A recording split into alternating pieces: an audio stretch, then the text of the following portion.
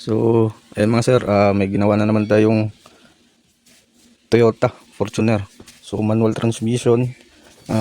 Ang concern ng may-ari nito is ayaw mag-on yung panel gauge. Ayan, ito. Ano na kasi ito mga sir? Converted na ng push start, push button. Ayan. So, disusi ito dati. Ayan, makita nyo, disusi sa dati. So, kinonvert ng push start. So, ito yung push start niya. Ayan.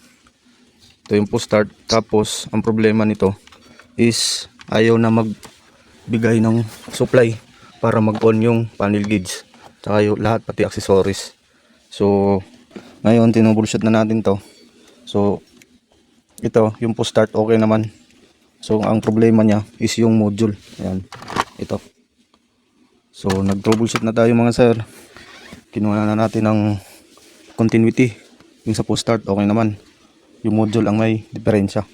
Tapos, ngayon, ibalik na lang natin to sa original, sa dati. Sa susi kasi bibili pa daw ng panibagong module yung may-ari. Okay. So, ngayon naman, ito.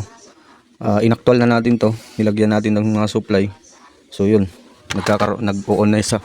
Pero na siyang umiilaw na yung panel gauge tapos nag-i-start na, umaandar na. So, ngayon mga sir, i-fix muna natin to. Tapos ito din pala, kapag hindi na to gagamitin, kapag hindi na ginagamit, mawawala din yung ano niya, yung sa ano ba yun? Yung sa central lock, mawawala yung fire window, lahat. Tapos pati yung sa remote mawawala. So ito. Ayan, kapag dinisable natin 'yan, mawawala yung lock unlock niya sa central lock. Tapos pati yung power window ito, hindi rin gagana. Okay, so gawan pa rin natin ito ng paraan para itong module na to is magagamit pa rin sa central lock niya, sa lock unlock. Pati yung tawag dito, ayun nga, para gagana to. Okay, so update ko na lang kayo mga sir kapag naibalik na natin sa original. Alright. So yan mga sir, ito na-disable na natin yung wirings.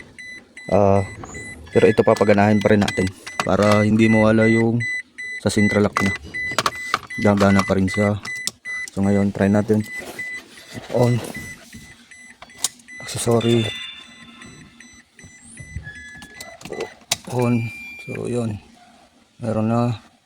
So try natin dito kung gagana ba. So yan, gumagana naman. So try natin start.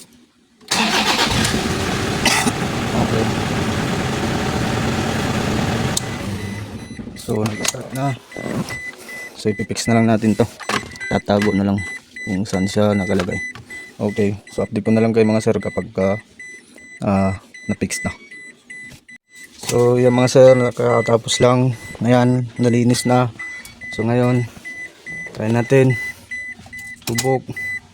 Ayan, accessory. Push on. Naka neutral. Handbrake naman. Try natin start. So yun, nag-start na.